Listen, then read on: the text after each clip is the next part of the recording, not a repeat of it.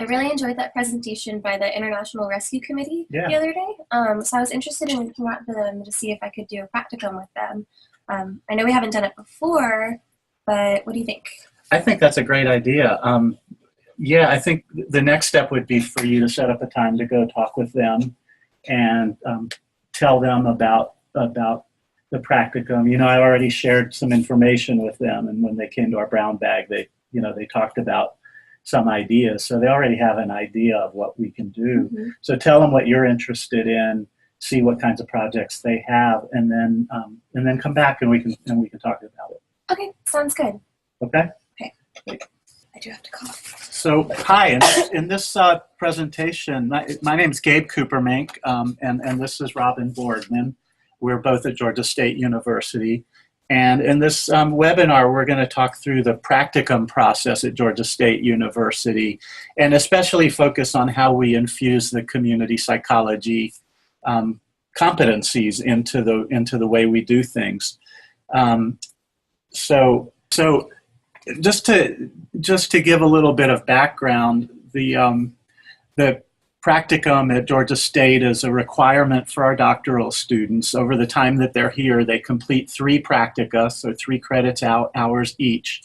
And of those 3, one has to focus on research or evaluation, one needs to be in an applied area, and one can be either or, really the student's choice. The real idea behind it is to get students out of the classroom and supplement what they're getting at the university with experience in the community, collaborating with a community setting. It's pretty wide open. The students are really able to do this independently, pick a site or an organization to work with, work out the details, and then go do it. It's supervised. We have a whole process for making sure all of the things are in place. And typically students, by the second or third one, they're really working pretty independently. So the student is responsible for negotiating the project and the deliverables, keeping up communication between everybody, documenting their effort and the products of their work, and then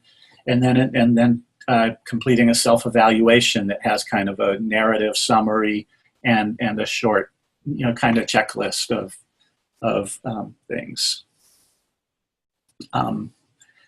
One of the first steps in that, and what you heard Robin and I talking about a little while ago, had to do with securing a site. So we don't have any set practicum sites, although obviously over the years there are many organizations and sites that we've worked with. And so students find these sites through faculty contact. Sometimes I'll send out emails saying this organization is looking for somebody to help out with a new project or something like that. We maintain a spreadsheet on Google that has a list of all the previous sites, and students are able to put in information about what they did and how the experience went. And then sometimes students just, from personal interest, organizations they've gotten to be familiar with or that they volunteered with or something like that. We've also, what you see on the left-hand side is a flyer, very simple flyer that we share with agencies, organizations, just to tell them a little bit about who we are, what the practicum is, and if they're interested, how they can go about setting that up. So I reached out to the IRC, and they're interested in having me work with them in possibly developing some logic models to outline their 5-year strategic action plan. That sounds great. But I wanted to see if you would go over the draft Sure. of my statement of work. Okay. So I guess it's maybe. Should we start with the actual project, and then we can look at the competencies? Yeah, that sounds good. So what we've outlined here so far is a possibility of me completing 5 separate logic models, which I know. 5 logic models. Yes. Okay. Say more. So I know that's a lot, but I'm really interested in working on as many of these as possible. Do you have any recommendations on what I should how to negotiate this process as best as possible? Well, yeah, 5 logic models sounds like a lot to do in one semester. Do you think that you might be able to talk them down, maybe to do a couple of them, or maybe to do some workshops on how to do logic models so that you help them through 1 or 2 and then they can do the rest? Probably. Whenever I was talking with Jacqueline, my main contact with IRC, she was very interested in learning more about the process of creating logic models. So maybe I could hold a workshop with them and have some more one-on-one time with key people to help them develop their own logic models for all these components. But it sounds like they're really keen on getting all 5 of these done. Yeah, they definitely have a lot of pressure from their funding sources. Okay. So I know that's something that is on the back of their minds, and they're kind of on a time crunch in that regard. So maybe a way to also talk about it would be to let them know that in order for you to be able to help them accomplish that much work, you're really going to need a lot of their active participation and a lot of their input. So rather than you knocking out 5, totally separate logic models, that they really be involved in the process and that you serve kind of as a consultant and helping get it to the finish line, but not necessarily, being on your own. Definitely. I think I can update the language in our little agreement here so that it incorporates maybe more regular contact and a certain amount of time spent with each coordinator from the programs. I think that's a good idea. Okay, I'll be sure to do that. Well, so before you head back to talk with them and see what you can work out, let's take a look at the knowledge and skills, the competencies, and see. Have you had a chance to look at these and see what makes the most sense for you here? I did. So I definitely am interested in learning more about program evaluation, broadly speaking, within this practicum experience. And that would map onto this one here. Evaluating programs and services. So we can go ahead and check that one off. And then that seems pretty obvious. I'm also interested in kind of improving and developing more collaboration within the organization. Where do you think that might fit? Maybe helping build community and organizational capacities, or? That's a possibility. Let's keep that one. Okay. Yeah.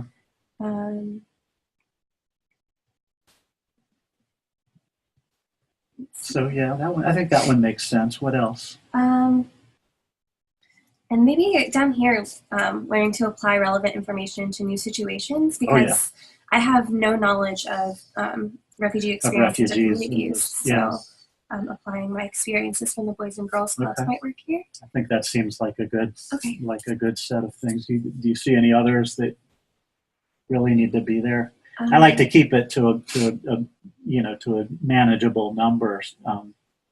Obviously you may be doing things that relate to some of the other ones, but I think I might want to focus on those 3 for the time being, if that's okay. That sounds great. Okay, and then so I'll make these edits and then send it to Jacqueline and see what they think. Right. And hopefully we'll have something to work with. Okay. Awesome. So hi again. I really have to cough. So what Robin and I just talked through is the process of developing a statement of work. And the statement of work is really an effort to just kind of put everything in one place, so we have information about the project that the folks on site can have, that the faculty supervisor can have, and that the student can have, so that we know how to communicate with each other, and that we have on paper, these are the expectations, these are the deliverables, these are the kinds of the things that are expected. The second part of it really is the focus on competencies. And when we were developing this, we started with the list of community psych competencies and really felt that for this purpose that there was a fair amount of sort of professional jargon that might not make a lot of sense to some of the people we were we were going to be talking to out in the community. And it occurred to us that that there's also a value proposition that was developed around the same time that was really more of a outward-facing document to tell the world what is it that community psychologists could do. So we really incorporated a lot of the language from the value proposition into our set of competencies or assessment of knowledge and skills, so that when the student sits down with a supervisor on site, they're looking at terms that make some more sense to them. And so far, we think that that's worked pretty well. The rest of the statement of work really functions almost like a memorandum of understanding. It has a brief narrative description of what the project is and people's roles and responsibilities and so on, deliverables, a timeline, and then a place at the end for signatures. And so that's where we document agreements between the student, the site supervisor, and the faculty advisor. And one thing that I would note is that in doing several of these, once a site has worked with us a couple of times, they have a pretty good sense of what's doable in a semester. But often the students come back after their first meeting with something that's just not possible to do by themselves in the amount of time that they have. So we spend a lot of time going through them and figuring out what are the important things, what are the things that are less important, and figuring out a way to help negotiate, what's doable in a certain period of time. So just as an example, this is what that assessment of knowledge and skills look like, and it's just a screenshot of, the top half of a page, and it really, there's nothing fancy here. It just really lists the competencies along with a brief description of what's involved. And we ask the students to really think about, during this practicum experience, what are the 3 or 4 primary things that they're going to be spending their time on. I read your reflection about your experiences with the IRC, and it sounds like it was a really busy but really good experience. Yeah. Yeah. The other thing I saw is that it seemed a little bit overwhelming at times, and that was something I was concerned about from the beginning. So do you have any thoughts about that? Definitely. So I feel like I got a crash course in evaluation, which is kind of really what I wanted. But I definitely felt a bit overwhelmed as, the one consultant on this project. However, they were so supportive, and I think the fact that we had some language in the statement of work that kind of required them to meet with me so many times throughout the course of the semester and to check in and have meetings with each kind of coordinator of different programs. And it really sounds like that me. worked the way that you'd hoped it would. It really did. Yeah. So it was still so much information packed into my brain from all these different sources, but I was able to build a bridge between all these different people, and ultimately we wound up with 5 drafts of logic models along with a draft of an evaluation plan. So that's pretty awesome. Pretty successful. You must feel pretty proud of that. Huh? I do. Big happy relieved sigh. That's awesome.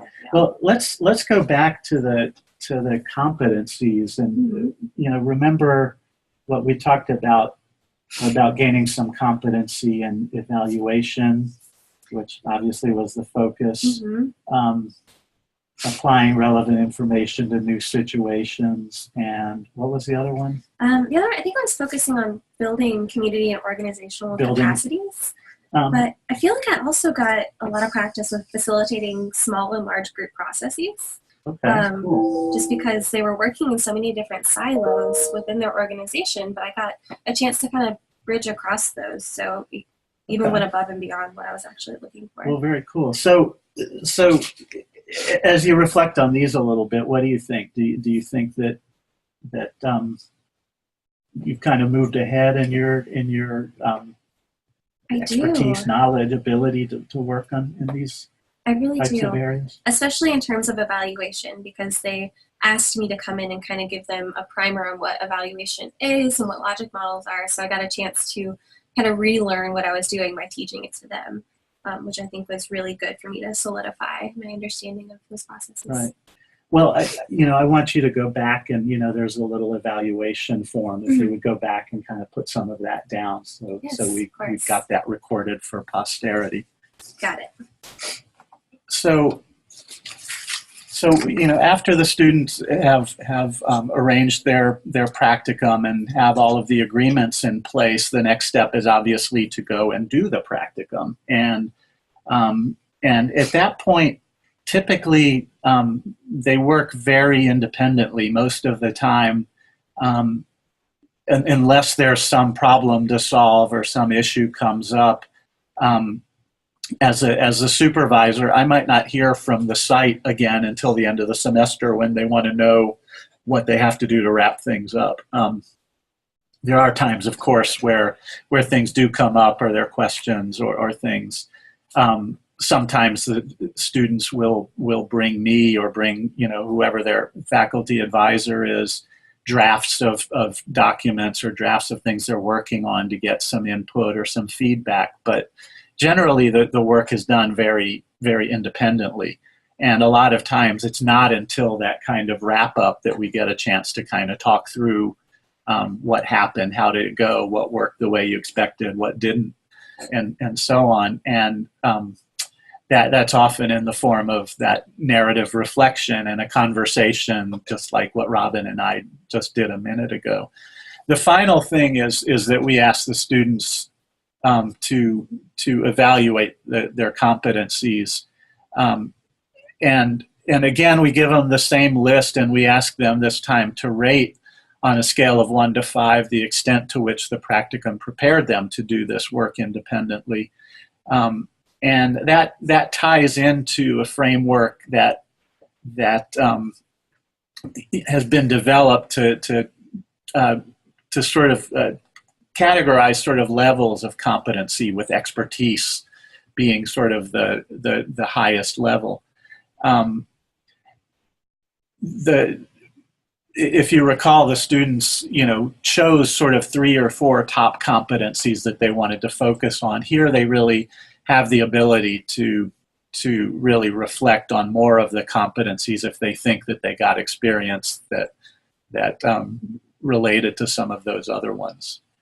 And this is just a quick look at what that looks like. Very similar to the pre-rating of a checklist of competencies, but now with an opportunity to rate their experience and to provide a brief explanation.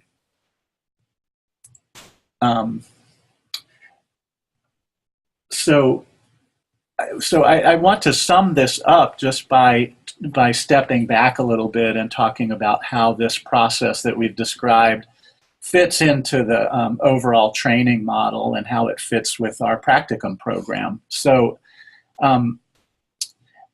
practicum is just one of the places that we've tried to infuse the community site competencies into training. So we really, from the first course that they take, we present the competencies and encourage the students to look them through and talk about what they mean in terms of the types of things that community psychologists do. And then we make that part of their annual report. So every year we ask them to reflect on all of the competencies. What have they gotten exposure to? What have they, and what are the things that they see needing more exposure to in the future? So we think that helps with course selection. So if students want to take a course outside of our own offerings, we can try to help them figure out what that is. They could take something in public health or something in public administration or something along those lines. So we find the competencies are a good way to do that. With specifically for the practicum, the hope is that over time, over the 3 practica that the students accomplish, that they will that they'll tap into a broader range than just those 3 or 4 that Robin and I talked about at the beginning. I don't know if you wanted to add. You've done 1 or 2 practica since then? I have, and a lot of mine admittedly have revolved around evaluation, but I've been trying to expand into different components of that and how it can tap into other research related competencies. surrounding community psychology, if that makes any sense. Right. So, so what we've presented is sort of a best case, right? This was a practicum that just worked out beautifully for Robin. It was the first one that we did where all of these pieces were in place. And we found that it works pretty well, but there are some things that could be better. So one of the things we're thinking of that we're looking to do is convert all of these documents, all of these forms into Google Forms so that it actually, all of the information feeds into a database that we can access, and we can, keep track of what are the practica that people do, what are the competencies that they're focusing on the most, how are they feeling about the experience, etc. And the evaluation form that we have, I think, needs some work. I think we could improve on that. And then finally, there's some other challenges, some sort of institutional things or programmatic things that we just need to think through a little more. One of them is that we have a small program and we never have more than 2-3 students doing a practicum at any given time. So that's not enough for it to count as a class. So what happens is that faculty time doesn't get counted for doing this, and it's really hard to keep making it a priority. Even though we all feel like it is and know that it is, but you know how that goes. And then we've had some discussion over time about ways that we could align it better with our curriculum so that there's some sort of a developmental progression. We don't have a practicum class or a fieldwork class like some programs have. But we do have classes that are really relevant. So, for example, a program evaluation and consultation class could be a good prerequisite. But some students really kind of veer more towards a policy focus or something like that. So we don't want to necessarily make a particular course a prerequisite, but also don't want to send somebody out who has no idea what they're getting themselves into to do that. So I don't know if you wanted to add something.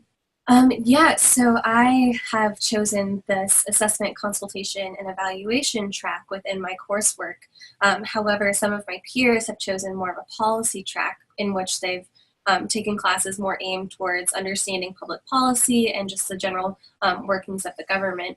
And they're still interested in having these practicum experiences that might involve evaluation components, and they have some knowledge, but that might not be their focus. So it's kind of difficult for us to try to shape our coursework around our interests and also the experiences we want to get, because of course we don't want to let anyone down once we're actually out in the field. So there's that kind of push and pull between required versus beneficial for courses. Yeah, so we've got some work to do, but we feel like we've got a good foundation and it's working for us.